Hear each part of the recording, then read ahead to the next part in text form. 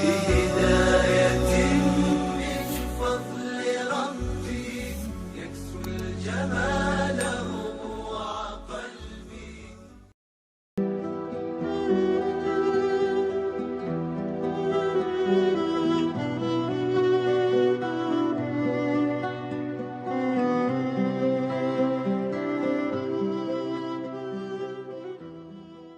Setelah kita mendengarkan bagaimana caranya mendapatkan pertolongan Allah Subhanahu wa Ta'ala, apa saja syarat-syaratnya sehingga pertolongan itu turun kepada kita, sampailah kita pada pembahasan bagaimana bentuk pertolongan Allah itu kepada kita.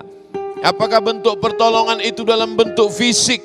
Apakah bentuk pertolongan itu dalam bentuk real nyata, bisa dilihat oleh mata, dipegang oleh tangan, disentuh oleh panca indera?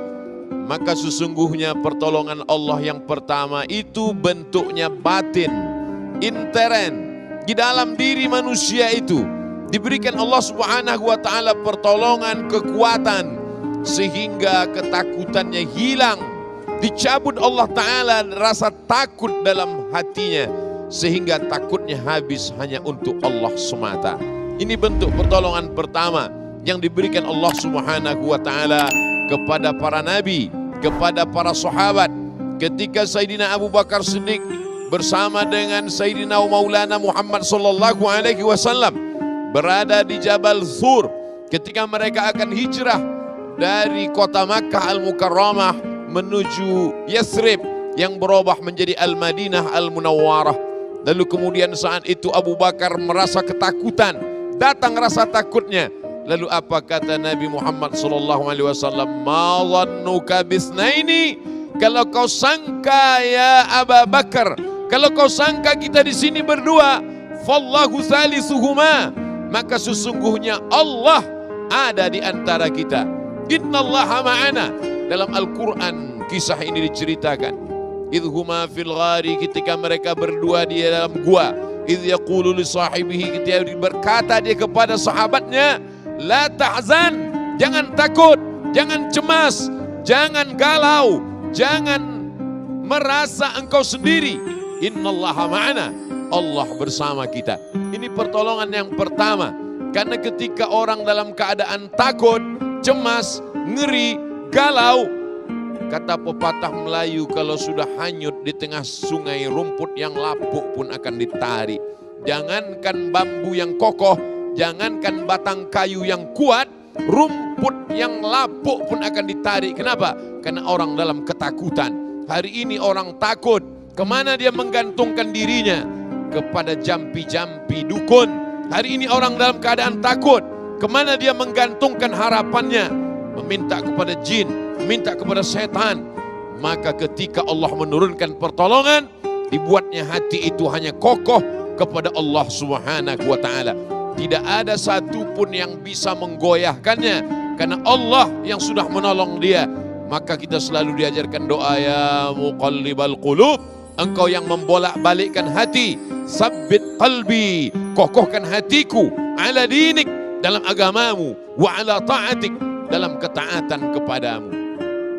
Manusia sehebat apapun senjatanya, sehebat apapun kendaraannya anti peluru, kalau dalam dirinya rasa takut, hilang itu sarana prasarana. Dia akan ketakutan. Orang kalau sudah terlampau takut, naik asam lambungnya. Orang kalau sudah terlalu takut, naik darah tingginya. Orang kalau sudah terlalu takut, naik gula darahnya. Orang kalau sudah terlalu takut, melihat pucuk pisang pun seperti hantu pocong. Kenapa? Ketakutan yang luar biasa. Maka Allah menolong hambanya, dia cabut rasa takut itu dari dalam hati si hamba, sehingga dalam hati itu hanya ada ketakutan kepada Allah. Habiskan takutmu untuk Allah, sehingga tak tersisa untuk musuh-musuh Allah. Habiskan takutmu untuk Khalik, sehingga tak tersisa rasa takut kepada makhluk. Itulah yang dirasakan Sayyidina wa Maulana wa Syafi'ina wa Dhukhrina Muhammad sallallahu alaihi wasallam. Ini yang pertama. Lalu kemudian bagaimana dengan musuh-musuh? Maka Allah sebutkan dalam Al-Quran. Apa kata Allah Subhanahu wa Ta'ala? Wa qadhafa fi qulubihimur ru'ba. Di dalam hati mereka ditanamkan Allah ada rasa takut. Di dalam hati hamba Allah dicabut Allah rasa takut.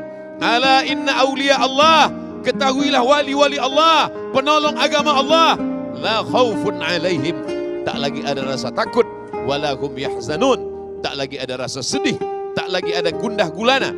Tapi musuh-musuh Allah, ini salah satu pertolongan Allah Subhanahu wa taala. Ketika dari hati seorang hamba itu dicabut Allah rasa takut, sementara musuh-musuhmu ditanamkan Allah ketakutan dalam hatinya. Wa qadhafa fi qulubihimur ru'ba. Qadhafa, lemparan dengan batu yang amat sangat kencang, keras dan kuat. Begitulah ketakutan itu menancap dalam hati musuh-musuh orang yang menegakkan agama Allah Subhanahu wa taala. Sehebat apa Fir'aun, dengan gagah perkasa kuasanya, tidak ada peradaban yang paling hebat sampai-sampai dijadikan salah satu dari 7 keajaiban dunia. Tapi ada rasa takut dalam hatinya. Fir'aun yang gagah perkasa, kaya raya, penguasa dunia itu, yang Romawi pun tunduk di bawah kekuasaannya. Tapi ternyata dia ketakutan melihat mimpi bayi anak kecil. Tidak terbersit di pikiran para pengamat kekuasaan dimanapun bahwa Fir'aun itu takut melihat anak kecil dalam mimpi.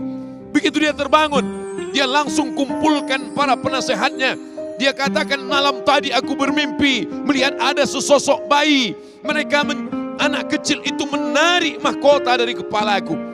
Lalu pembisik-pembisiknya berkata, ada anak kecil yang lahir tahun ini dan dia akan merebut kekuasaanmu. Dia bukan semakin berani, takutnya bukan hilang, malah semakin takut. Fir'aun itu ketakutan, tapi orang di sekelilingnya menakut-nakuti dia. Fir'aun itu ketakutan, tapi orang yang berada bersamanya malah menambah rasa takutnya. Sehingga dia pun keluarkan peraturan keputusan Fir'aun tahun itu. Semua anak-anak kecil tangkap, bunuh. Yudhabbihuna abna'ahum. Anak laki-laki disembelih hidup-hidup. Kekejaman yang luar biasa. Apa dosa anak kecil? Anak kecil yang belum pandai merangkak berjalan. Anak kecil yang belum pandai bicara berkata-kata. Tapi dasar orang kalau sudah terlalu ketakutan, anak kecil pun dijadikannya musuh. Hilang logika akal sehatnya. Itu yang terjadi pada musuh-musuh Allah Subhanahu wa ta'ala. Belum terjadi peperangan, belum terjadi pertemuan di medan laga, musuh sudah ketakutan. Dan salah satu mukjizat Nabi Muhammad SAW, nusirtu birru'bi.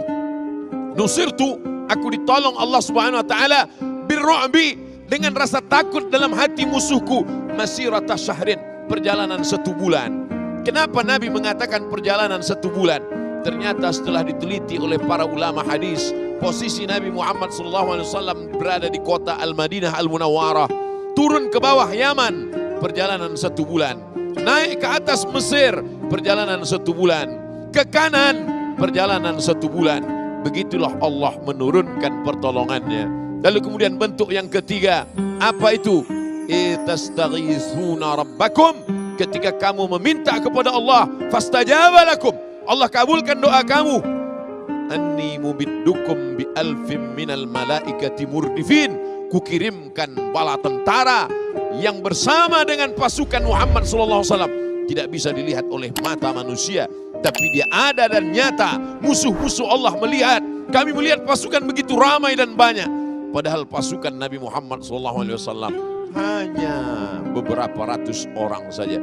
Begitulah rupanya kalau sudah Allah menurunkan. Yang terakhir, yang keempat, bahwa Allah turunkan berbagai kemudahan. Wa may yattaqillaha yaj'al lahu makhraja. Siapa yang takut kepada Allah, hilang takutnya kepada manusia, diberikan dia makhraja, solusi.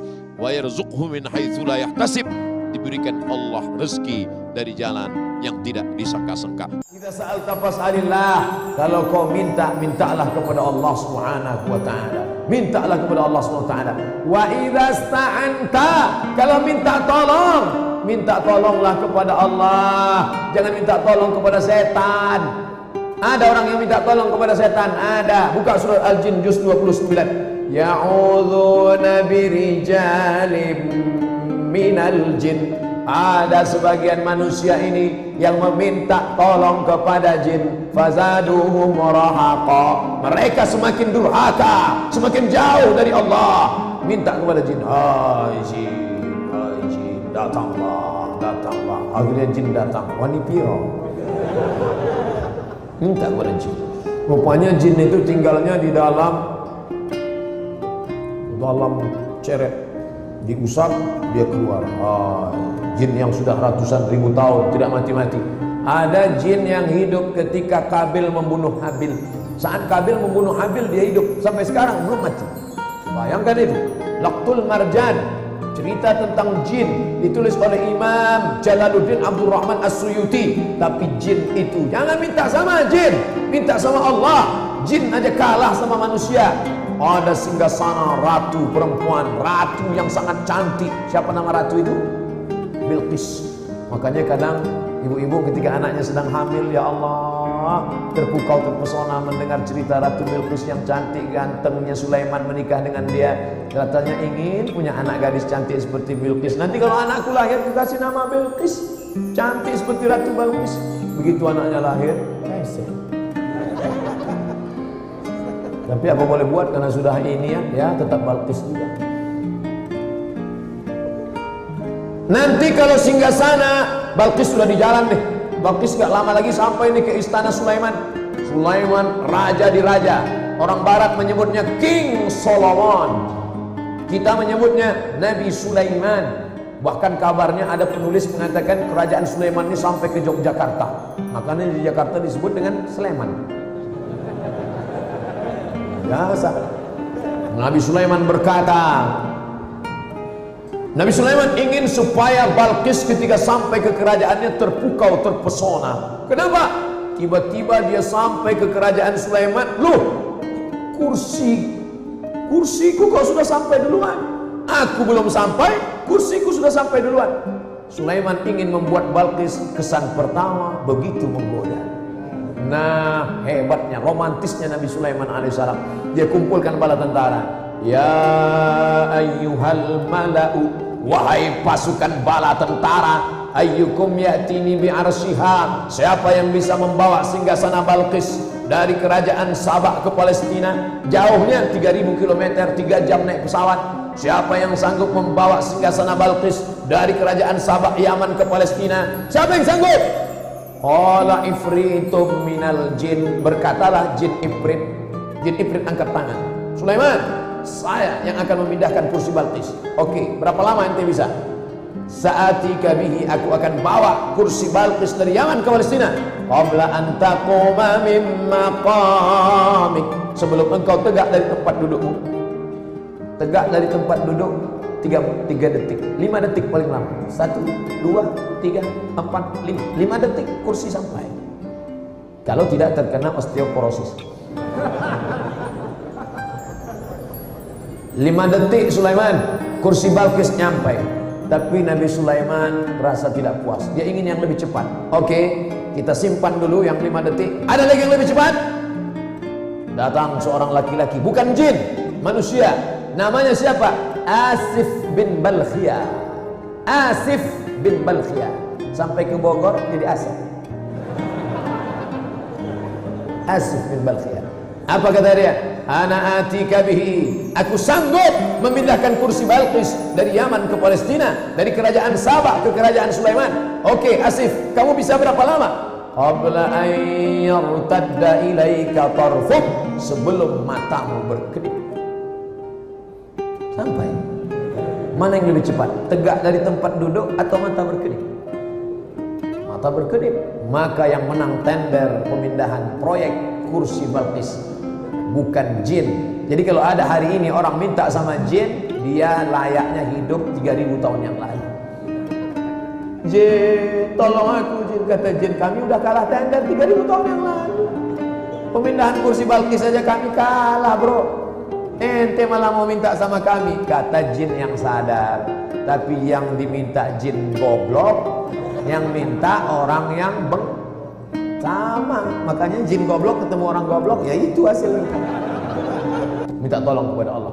Idza sta'anta, kalau kau minta tolong, Fasta'in billah. Minta tolonglah kepada Allah Subhanahu wa taala. Wa'lam annal ummata, ketahuilah wahai anakku, ketahuilah wahai adikku, ketahuilah wahai saudaraku, annal ummah, andai semua orang berkumpul, lawi jitama'atil ummah, seandainya mereka berkumpul ala ayyafa'uka bisyai'in, mereka ingin mendatangkan manfaat, mereka ingin membelikan rumah besar, mereka ingin memberikan manfaat, lan yanfa'uka, mereka tidak akan dapat memberikan manfaat illa bisyai'in qad kataballahu lak, melainkan itu sudah ditetapkan Allah untukmu. Jangan berharap pada manusia, jangan berharap kepada orang kaya, jangan berharap kepada penguasa, jangan berharap kepada siapapun, berharaplah kepada Allah SWT. Berkumpul orang-orang kaya, berkumpul raja-raja, berkumpul penguasa-penguasa ingin memberikan sesuatu kepadamu, kalau tidak, kata Allah, tidak akan terjadi. Maka semua itu terjadi karena Allah. La haula la quwwata illa billah. Wa in ijtama'u, andai semua umat ini berkumpul ala ayyadurruka bisyai'in, mereka ingin memudaratkanmu, mereka ingin menyusahkanmu, mereka ingin menghabisimu, mereka ingin membunuhmu, lam yadurruka, mereka tidak akan dapat memudaratkanmu, mereka tidak akan dapat membunuhmu, mereka tidak akan dapat memfitnahmu, illa bisyai'in qad kataballahu alaik, melainkan itu sudah ditetapkan Allah di Lauhil Mahfuz dalam takdirnya. Innallaha katabal maqadir, Allah sudah menuliskan takdir qabla an yakhluqas samawati wal ard, sebelum menciptakan langit dan bumi, bi 50,000 sanah, 50.000 tahun lamanya. Anak muda, jangan kau takut, jangan takut. Apa yang bisa dilakukan musuh-musuh Allah tidak akan terjadi. Kalaupun terjadi, engkau bersabar, sabarmu akan mendapatkan balasan. Ketakutan tidak membuat orang lama mati, keberanian tidak membuat orang cepat mati. Keberanian tidak membuat cepat mati, ketakutan tidak menunda kematian. Apa yang kau takutkan? Langkahkan kaki kananmu, bismillahi tawakkaltu ala Allah, la haula wala quwata illa billah. Teriakan Allahu Akbar. Andai kau mati, mati syahid. Allahumma ja'al hayata ziyadatan lana fi kulli khair. Kalau kau takdirkan kami harus hidup aku besok pagi, jadikan kehidupan itu sebagai tambahan amal soleh. Waj'alil mauta rahatan li min kulli syarr. Kalau kau takdirkan aku harus mati malam ini, ya Allah, biarlah mati. Kematian itu akan menjadi istirahat dari segala perbuatan dosa.